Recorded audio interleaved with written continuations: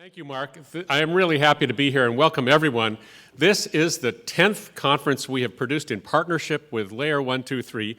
I walked in this morning wearing my current badge plus 6 others of conferences I've been to, including the very first one in March 2012, the CloudNet Summit in London, and it's just been nonstop from there. So we're really thrilled to be partnering again with Layer 123. We love working together, and we love the quality of the conferences that they produce. So I'm happy to be here today. I have a short presentation. It's also the shortest title of a presentation I've ever had, a total of 5 letters, and it is SDNFV. And it's really the story of how we started with SDN, and now NFV is a very important part of our lives. And it's just sort of a little bit about the technical, what that means, and a little bit about organizationally what that means. And the value proposition for SDN is one that I say is excitingly unchanged, and it's the same thing for SDNFV, this combination of SDN and NFV, in that for the network operators in the world, whether they're telecom service providers, internet companies, data center companies, large enterprises, or mom and pop, small and medium enterprises, they're either going to use it to make money or to save money. But regardless of which is the top priority, it's radically transforming the way they run their businesses. And it's transforming the vendor landscape as well, challenging some of the incumbents and creating tremendous new opportunities for new startup and newly directed existing companies as well.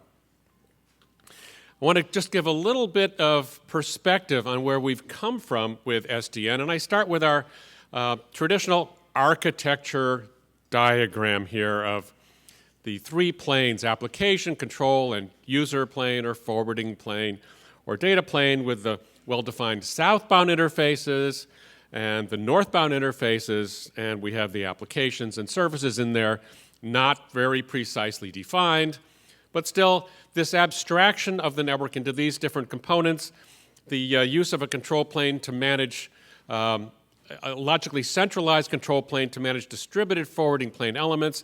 This has really stuck with the entire movement, and it's really facilitated the development of virtualized network functions in and above the control plane.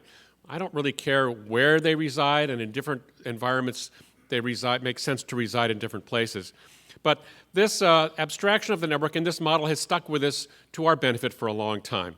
Now, historically, for the first couple of years, we had what I call the Southbound interface wars, open flow versus everything else.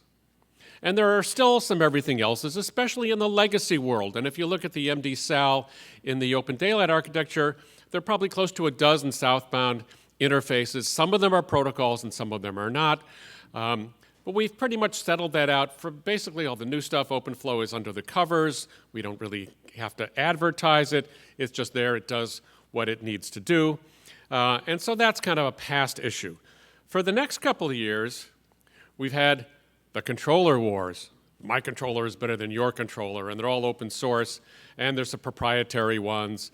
And I think we're getting past that as well. We've got more compatibility. We've got more facilities for having applications work over either or any of the major controllers.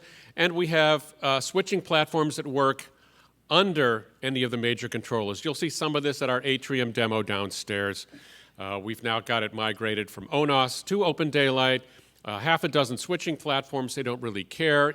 Interfaces inside, like forwarding abstractions, that make it easy to have portable switching platforms and increasingly portable applications. So that's in the past. What's coming up? Probably this, Orchestrator Wars. Now, maybe it doesn't have to be a war, but we like to dramatize things in this industry. The importance of this is that the focus has shifted higher and higher as we settle the plumbing, settle kind of the control plane issues, and we get to where applications and orchestration really reflect particular business uses of the network. So we're getting closer and closer to the business value that SDN and NFV bring to network operators. And this is a good thing. I'm glad we get past the focus of the plumbing and get to the stuff that really makes a difference in how you run your business. So we have this diagram that we've fallen in love with over the years. We put it on some T-shirts, and they are collector's items. But SDNFV is kind of an integrated concept where NFV is kind of the applications for the SDN infrastructure. They have their own unique and legitimate architecture, and this came out in the white paper in October of 2000 and what year was that? 2012. Wow. And it is this, and their architectural framework makes a lot of sense. And when they started, I thought virtualizing network functions makes complete sense, but it makes the most sense if you're going to tie it into the network operation and just virtualize the control function up there. And so now, what do you do with these two things? We've got sort of apples on the one hand and oranges on the other hand. And well, we have a sauce that ties them together, and that's really the orchestration. And we had a discussion yesterday in a member meeting we had, a small member meeting for the ONF folks who are here, on orchestration, how it relates to SDN support of NFV. And we talked about OpenO, and we talked about OSM, and we talked about OpenLSO from MEF. And what ties them together is what they're trying to accomplish. And in fact, there is a good possibility that there are things that are going to make them actually not so competitive, but more and more cooperative. And we want to help that along.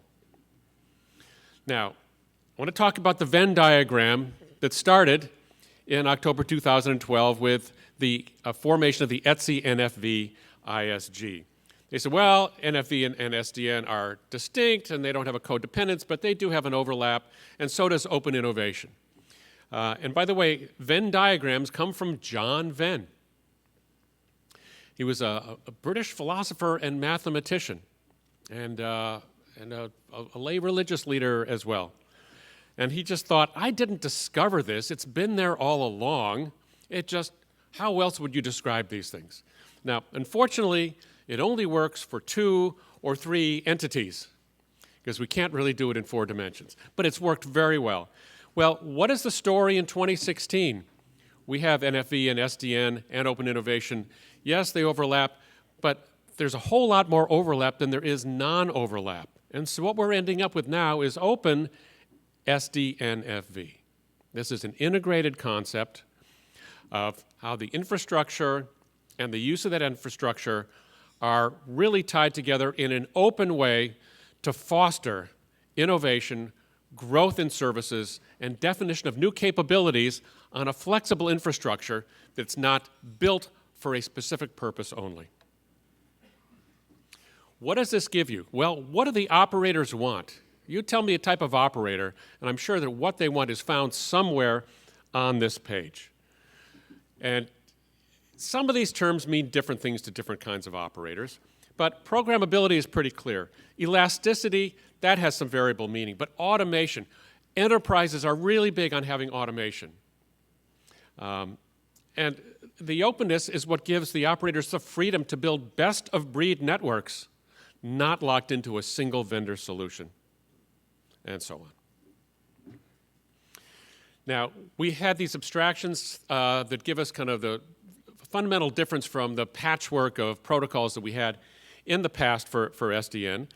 And these abstractions actually help us build out useful functions that mean something of value to the people who operate networks. And I've mentioned a bunch here. The first one I list here is perhaps the least expected of them all, the common information model. We have been working with ETSI, with the TM Forum, with MEF, with ITU, with OIF, with I'm not sure how many others, on defining some common information models that allow us to clearly define interfaces, unambiguously describe products, and flexibly create new services without confusing everybody.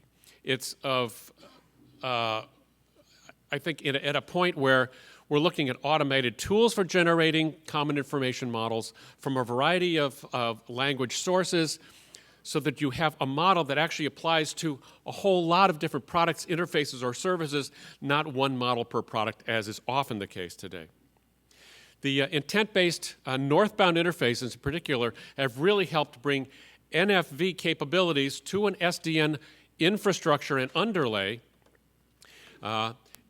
in a way that abstracts more and more of the network for the application's benefit. The intent-based interfaces, the one we're doing for real-time media, these really instantiate the use of the network with its many different capabilities where you don't have to program those specific details of the capabilities into the applications.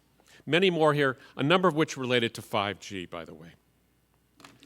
So the Open Networking Foundation has been the champion of SDN for 264 weeks. Our 5th birthday, we celebrated it yesterday with cake and bubbly. It was on March 21st, and 2011, March 21st is when we launched publicly. So that was 5 years and 4 weeks ago, and these are the 3 pillars we operate on today. OpenSDN in many of its ramifications, OpenFlow as we are the curators of for this integration of the control plane to the forwarding plane, and then open source software in conjunction with many partners to get stuff into the hands of operators faster. Now, we have tried in ONF to be a different kind of organization. We don't like being labeled. We're not an SDO, Standards Development Organization. We're not an open source project. We don't fit any current definitions, and that's how we want it, because we have to go on this virtuous cycle here of understanding the needs and the use cases, turning them into architecture, into standards, instantiating and testing in open source wherever possible, and this balance between standards and open source has never been more important or more finely tuned than it is today. And all of us in the room are actually partners in this new definition of how standards and open source collaborate. We can't do anything really ourselves, and it's the partnerships we have with many other organizations that make really all of us effective.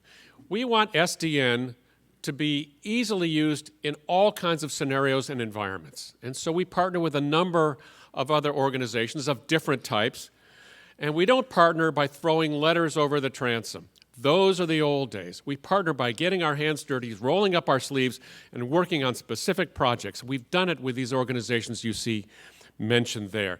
That's the only way to make real progress and to make it fast, because if you spend all your time writing letters and sending letters back and forth, someone is going to be writing code, and what you do will become moot and unimportant. Now, we consider our relationships with the community to be an obligation to serve everyone in how we can make SDN useful and get it into the market for the benefit of network operators and their customers as fast as is humanly possible.